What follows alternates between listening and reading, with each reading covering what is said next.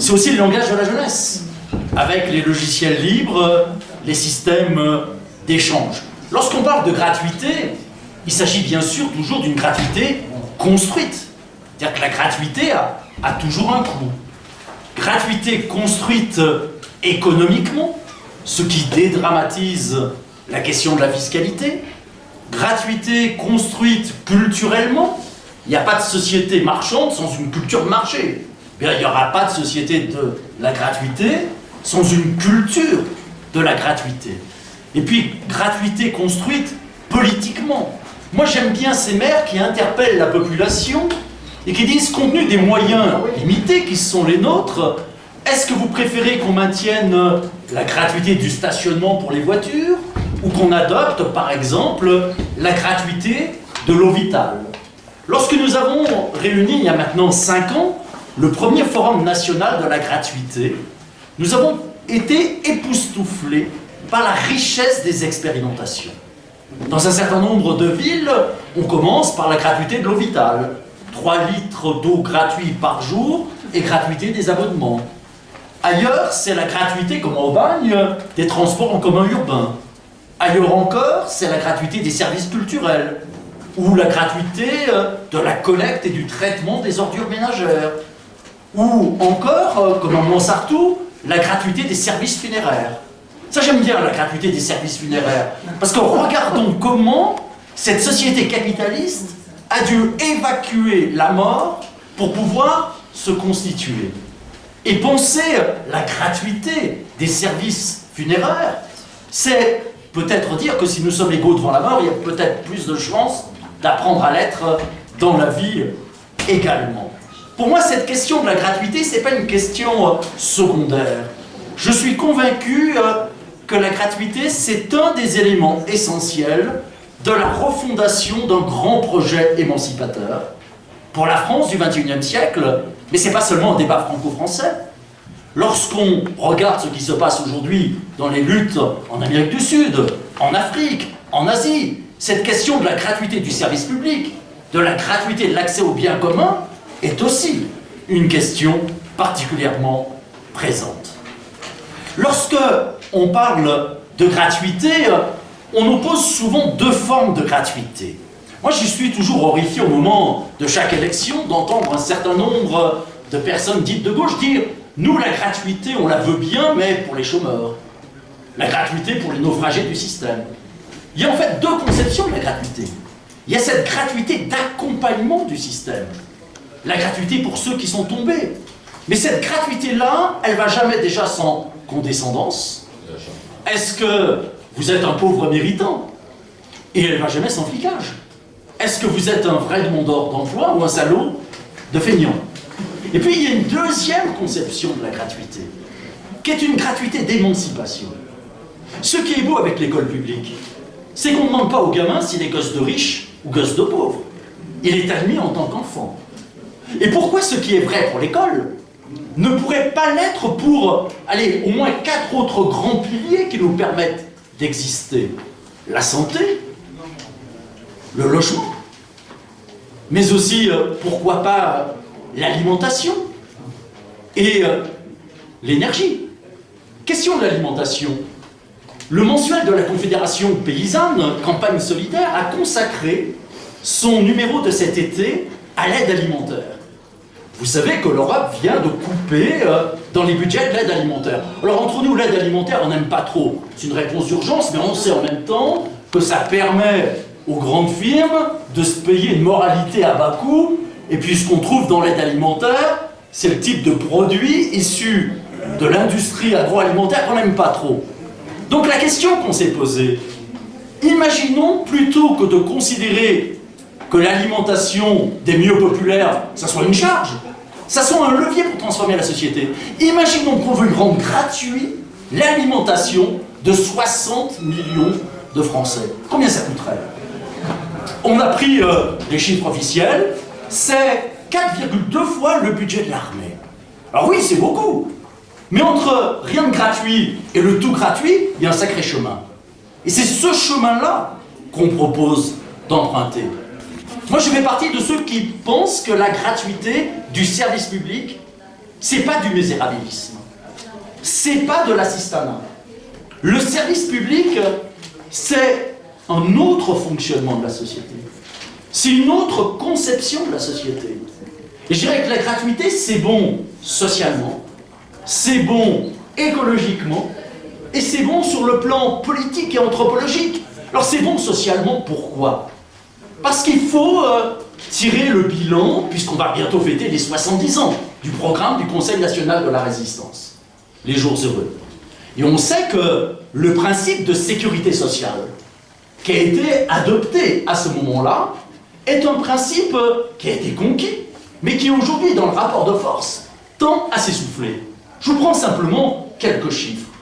Vous savez que ce qu'on appelle le scandale des droits sociaux non requis, c'est-à-dire ce à quoi chacun a droit, mais qu'on ne demande pas, est bien supérieur à ce que nos adversaires appellent la fraude sociale. Pensez que 60% des gens qui auraient droit au RSA activité ne le touchent pas. Pensez que 73% des gens qui auraient droit aux tarifs sociaux en matière d'énergie, eh bien tout simplement n'y accèdent pas, pour toutes sortes de raisons. Donc ce qu'il faut aujourd'hui, c'est repenser de nouveaux jours heureux. Le titre du programme du Conseil national de la résistance. S'inspirer de sa philosophie. Et alors que la France était à genoux économiquement, mais debout politiquement, on avait su à la Libération instaurer ce principe de sécurité sociale. Aujourd'hui, il s'agit d'aller encore plus loin et d'inventer un système encore plus protecteur, et j'ajouterais, encore plus émancipateur. Le contexte, je dirais, social actuel me semble caractérisé par ce que les sociologues appellent la démoyennisation de la société. Le grand phénomène majeur du XXe siècle, c'était le développement des classes moyennes. Nous sommes au début de la fin des classes moyennes. Cette génération des bacs plus 5 à 1000 euros. 1000 euros s'ils ont la chance d'avoir un emploi à plein temps, et d'être français, beaucoup moins en Europe de l'Est, encore moins en Afrique. Et donc, poser la question de la gratuité, c'est-à-dire de l'accès aux biens communs et aux services publics, c'est une réponse à l'urgence sociale.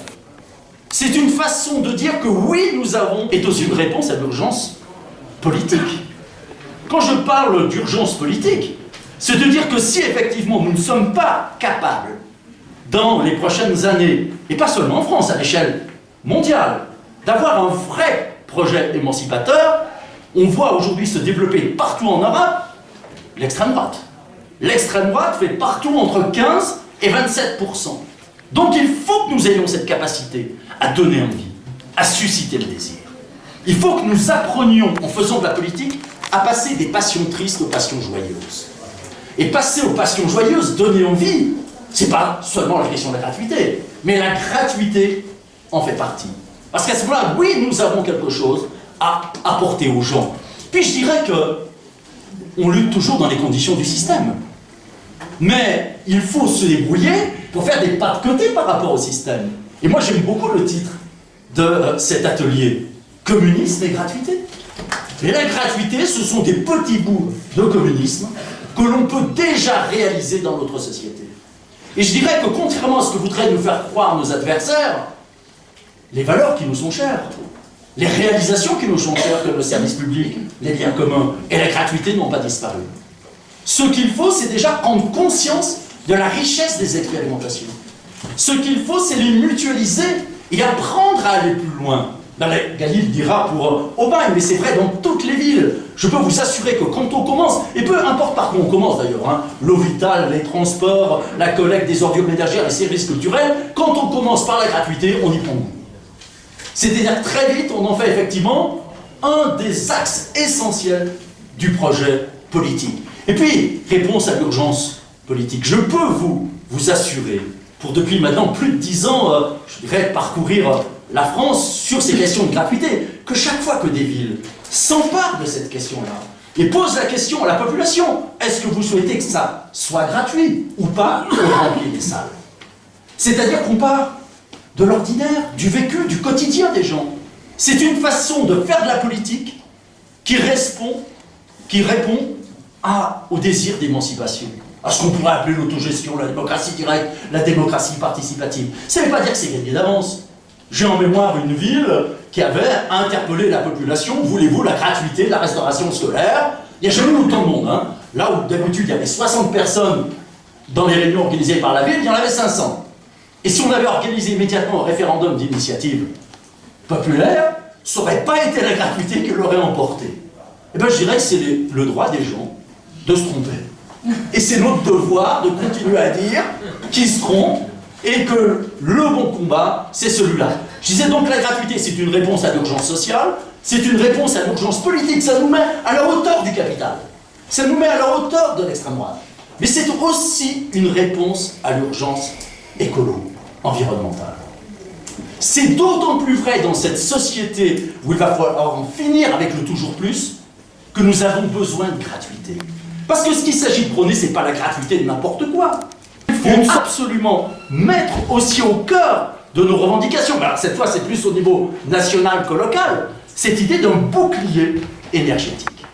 Et puis il y a une quatrième raison, je n'irai pas plus loin, pour laquelle pour moi il faut mettre au cœur de notre réflexion cette question de la gratuité. Réponse à l'urgence sociale, réponse à l'urgence politique, réponse à l'urgence écologique, réponse aussi, j'allais dire, à l'urgence anthropologique. Je crois que nous avons tout intérêt en tant que communistes à élargir la critique que nous faisons habituellement du capitalisme. Le capitalisme, c'est foncièrement trois choses. Le capitalisme, c'est un système économique qui repose sur l'exploitation du travail, sur le pillage de la planète. Je dirais cela, les gauches et même l'écologie le disent généralement encore de manière assez forte, mais on ne s'en dit pas assez, hein, en quoi notre mode de vie reste tributaire de plusieurs siècles d'esclavagisme, de colonialisme et de néocolonialisme.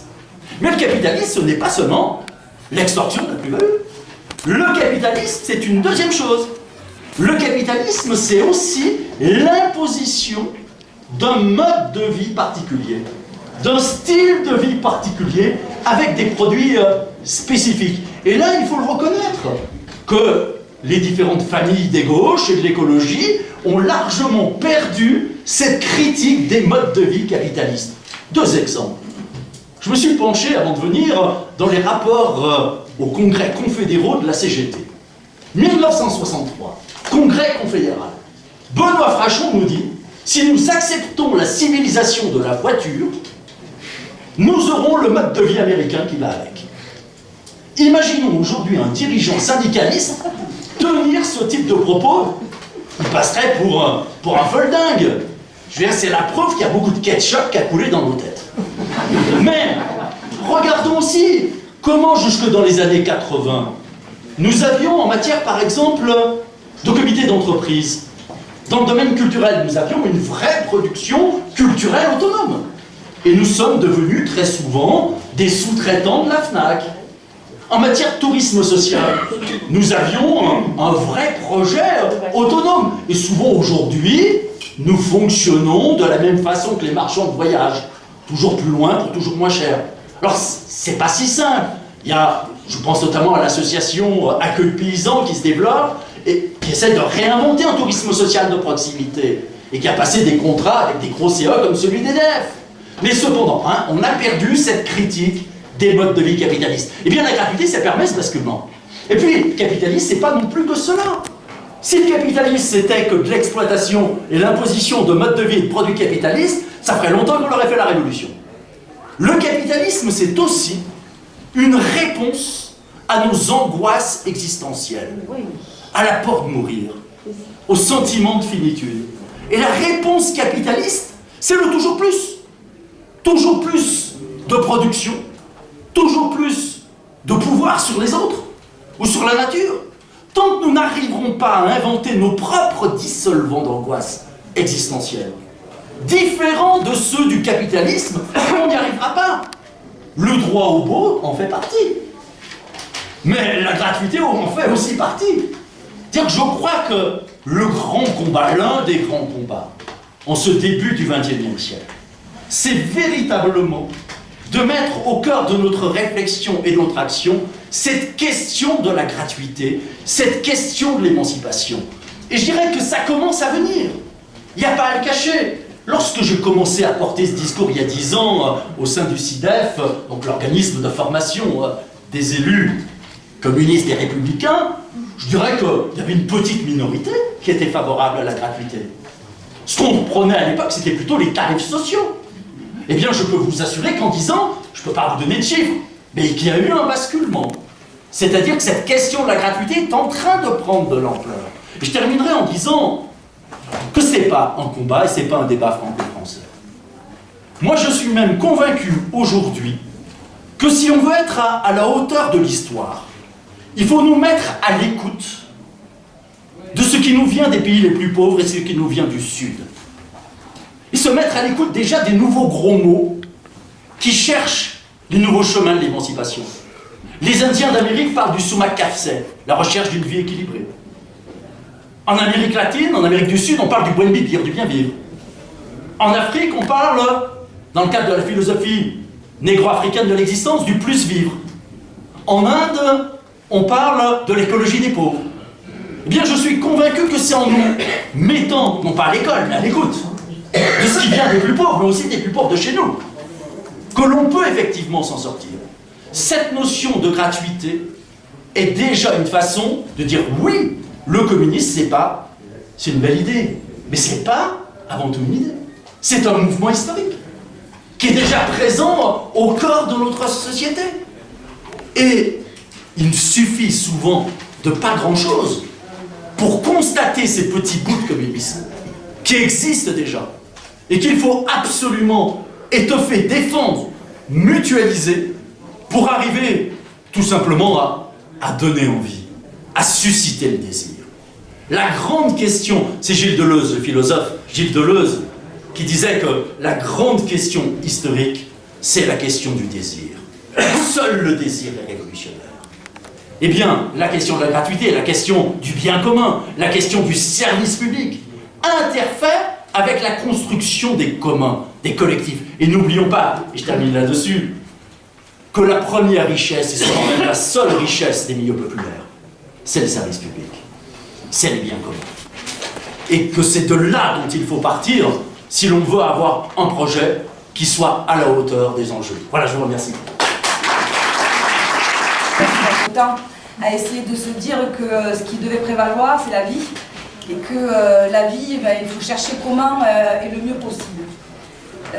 Donc on a une petite histoire de gratuité, et ce que disait Paul sur les îlots de gratuité, on peut même le décliner à l'infiniment petit à l'intérieur de nos communes. On a beaucoup parlé, les heures qui se sont écoulées là, des municipales, et j'en reparlerai après parce qu'il y a quand même un gros danger là, sur nos communes, mais on a beaucoup parlé des municipales et de cet espace qui permet de l'expérimentation et du passage à une belle idée et à un désir à la réalité. Ça, il n'y a pas plus enthousiasmant que de passer de l'un à l'autre. Et du coup, on avait recensé un peu partout dans nos pratiques à Aubagne beaucoup de gratuité. Des espaces de vie gratuits, des spectacles gratuits, des expositions gratuites. Je ne parle pas évidemment des gratuités qu'a exposé Paul sur l'école ou même l'usage des trottoirs, mais ça c'est valable pour tout le monde. On ne paye pas et pourtant il faut les entretenir et pourtant ils ont un coût.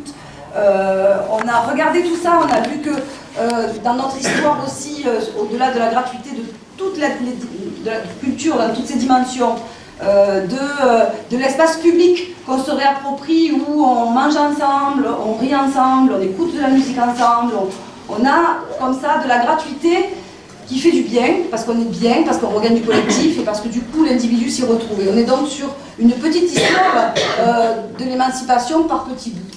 Quand on a pensé à la gratuité des transports en 2008, on était évidemment au bon moment de l'argent roi, Sarkozy venait d'être élu. Et on s'est dit, il faut quand même qu'on passe une mesure emblématique. Et tu as raison de dire que sur un référendum ou un sondage, si on avait au moment des municipales fait un référendum, on n'aurait peut-être pas eu de majorité. Parce qu'on a eu beaucoup dans la campagne participative qu'on a menée, avec cette mesure qu'on a portée au cœur de la campagne électorale de gratuité des transports, pas des gens qui étaient contre, mais tout simplement des gens qui n'y croyaient pas. Mais comment c'est possible? Vous êtes encore des bonimenteurs. Alors on a eu la chance d'avoir une campagne participative qui a mêlé beaucoup de gens et qui a fait porter la question par d'autres que par les élus candidats, quoi. Donc on a vraiment bataillé. Et une fois qu'on a été élus, il y avait deux engences. Il y avait ceux qui disaient Alors là, les transports gratuits, quand ils vont être en place, ça va être saccagé, parce qu'évidemment, ce qui n'a pas de prix n'a pas de valeur. Et puis il y avait les autres, beaucoup de jeunes qui me disaient maintenant que vous l'avez dit, il va peut-être falloir le faire. Donc alors là on s'est dit il faut quand même qu'on active le mouvement, c'est parti d'une idée folle, je vous passe les détails, on y reviendra peut-être dans la discussion, pour laquelle les techniciens des transports n'étaient pas très favorables. Et puis du coup il a fallu donner des moyens à cette idée et l'avoir réalisée. Donc on a mis 1 an, juridiquement, économiquement, techniquement, pour pouvoir la mettre en place.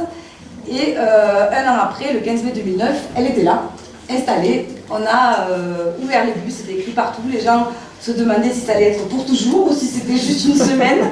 Il y a eu beaucoup d'échanges dans les bus, on a investi les bus. Pour vous dire une chose, c'est que cette gratuité, pour rentrer un peu dans les détails, elle est gratuité totale.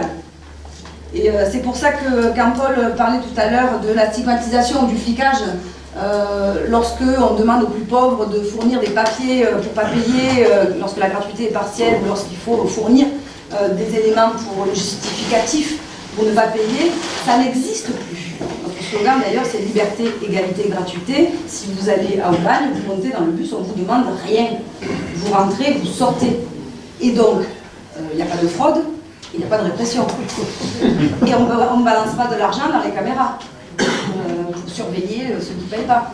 Les contrôleurs sont devenus des contrôleurs techniques pour que le réseau fonctionne bien.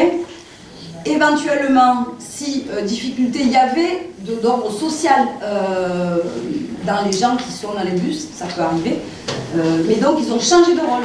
Les chauffeurs se sont mis à conduire les bus sans rentrée et sortie d'argent. On est sorti de l'argent, quoi. On a dépassé tout ça. On rentre, on sort et on y fait beaucoup de choses. On a vraiment une expérience qui, depuis 2009, donc, nous montre qu'il y a beaucoup de choses au-delà même de ce qu'on avait imaginé, parce qu'au démarrage, on s'est dit, mais ça va permettre ce qu'on appelle, dans un jargon, un report modal. On va passer de la voiture au transport collectif, mesure écologique, mais en fait, la plus belle des choses dans cette expérience, c'est que c'est de nouveaux rapports humains, c'est que c'est de nouveaux droits, c'est que quand tu parles du désir, mais c'est ça qui est arrivé, c'est-à-dire que, il y a eu un regain de confiance dans la politique. Ils l'ont dit, ils l'ont fait, on le vit, et on le vit plutôt bien. Il n'y a pas eu plus de dégradation. Il y a eu même un rapport différent des gens entre eux, des chauffeurs et des gens dans les lignes. Il y a eu un désenclavement d'un certain nombre de cités, une réappropriation de l'espace public. Des Aubagnais qui, dans une cité donnée, restaient au pied des immeubles et qui sont allés se promener juste pour le plaisir. Et ça, c'est pas gratuit le plaisir. D'une cité à un village que peut-être ils n'avaient même pas encore connu, pour aller boire un coup, pour aller voir une copine, pour aller rendre visite aux parents, pour, comme le dit Bernard avec sa fille collégienne, entre 2 heures de cours, plutôt que de rester en permanence ou parce qu'on n'a pas le temps de rentrer chez soi, faire un tour de ville et discuter avec les copines dans le bus. Ça sert à rien, c'est pas utile. Hein, vous savez qu'entre l'utile et le futile, ça différence d'un souffle, et nous on respire. Et donc on a, comme ça, depuis quelques années, une sacrée expérience qui nous fait du bien. Ce qui est intéressant, après je vous parlerai des aspects un peu plus techniques et économiques, parce qu'évidemment ça a un coût. On ne peut pas se raconter d'histoire, et c'est justement pour ça que c'est important de le dire et d'en parler et d'échanger. Mais ce qui est assez extraordinaire, c'est que de fil en aiguille, quand on dit qu'il y a du désir et qu'il y a de l'inspiration, c'est que ça inspire. Ça nous a donné envie d'aller dans les bus pour discuter avec les gens. Ça nous a donné envie d'y voir jouer du théâtre invisible. Ça nous a donné envie d'y lire des textes. Ça nous a donné envie de faire en sorte que les enfants ils fassent des rallyes et discutent avec les chauffeurs, avec les anciens, qu'ils échangent des cadeaux. Il y a eu des choses assez extraordinaires vécues qui continuent. Ça nous oblige à mettre en débat. D'ailleurs, Paul était venu, je crois, pour la deuxième année, le deuxième anniversaire. On fête les anniversaires. On fête les anniversaires de la gratuité. Et donc, on en profite pour faire du débat, pour inventer des choses. C'est inspirant au point que les jeunes qui ont pensé que c'était pour eux qu'on avait pris la mesure, ont créé dès le premier anniversaire des morceaux de musique, des morceaux de rap, avec des textes absolument poétiques, des choses magnifiques. Ça a fait des flash mobs dans la rue. Ça a fait voilà, il y a de la création là au milieu. Et donc, ce qui est bien, c'est que investir les bus pour y faire autre chose que du transport, Et je vous rassure, les gens prennent le bus pour aller travailler, pour aller au lycée, pour aller faire des papiers, pour aller faire leurs courses. Il y a beaucoup plus de femmes d'ailleurs qui sortent même en métier avec les poussettes.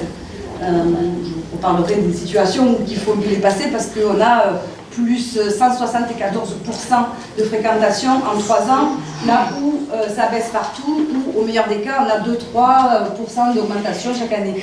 Donc évidemment, ça, il faut arriver à le travailler, à le gérer, mais voilà, forcément, il y a eu du report modal, effectivement, il y a 35% de report modal, ce qui fait qu'on sait qu'il y a des gens qui aujourd'hui ne prennent plus la voiture, ou qui l'auraient prise et qui ne la prennent pas, et qui aujourd'hui se déplacent en bus.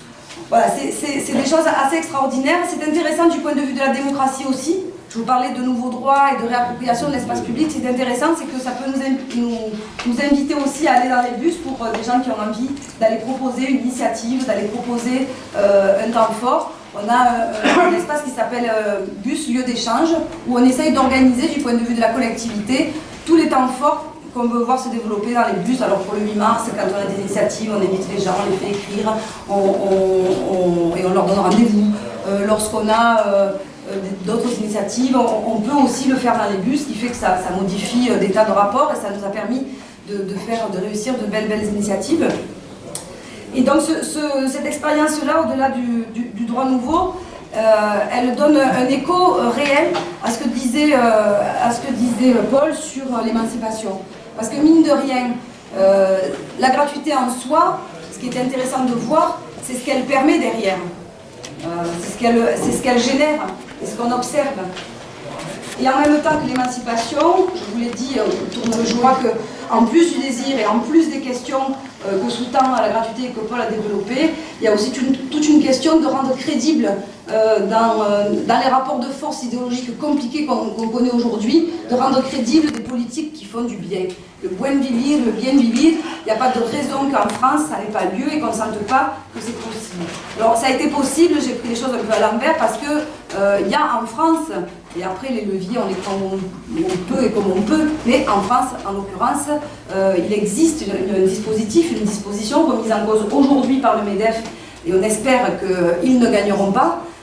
Il faut qu'on tienne compte, qui s'appelle le versement de transport, que les entreprises de plus de 9 salariés versent à la collectivité. Et donc, on a utilisé ce versement de transport qui a triplé entre le passage de notre collectivité au-delà des 100 000 habitants et la construction d'un tram et bientôt d'un tram-train, tous les deux gratuits à terme, je le reprécise, ils seront eux aussi gratuits. Ça nous a fait tripler ce versement de transport qui nous permet d'assumer financièrement le coût de la gratuité, puisque de toute façon, on le sait, c'est pas la billetterie qui rapporte le plus. Le transport est une chose très très coûteuse, quelle que soit la collectivité. Donc on change les critères tout simplement et on se dit que ce versement de transport, il sert à ça. Et c'est à ça qu'il a servi.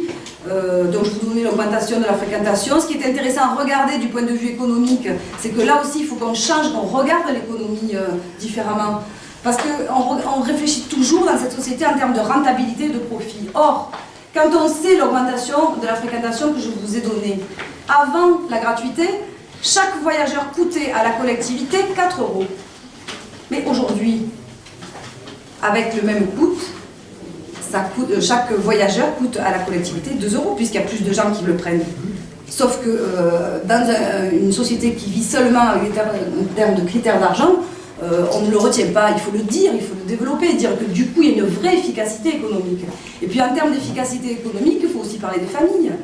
Parce qu'une famille de 4 personnes qui économise chaque mois 60 €, ben c'est 60 € qui peuvent être utilisés à plein d'autres choses. On peut développer, je vous laisse imaginer, et ça fait quand même 700 € par an, c'est pas tout à fait neutre, quoi.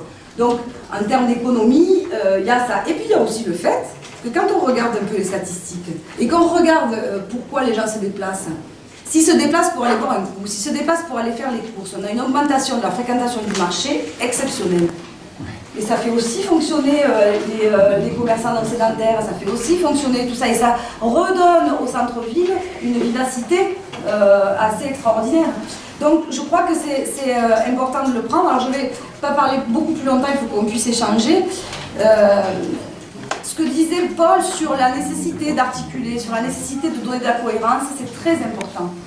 Je le disais sur l'ensemble des gratuités qui peuvent par ricochet se développer, mais c'est très important aussi d'en parler avec ceux qui le pratiquent. Alors c'est un sacré travail, on en discutait un peu avant, de pouvoir savoir qui pratique de la gratuité et comment.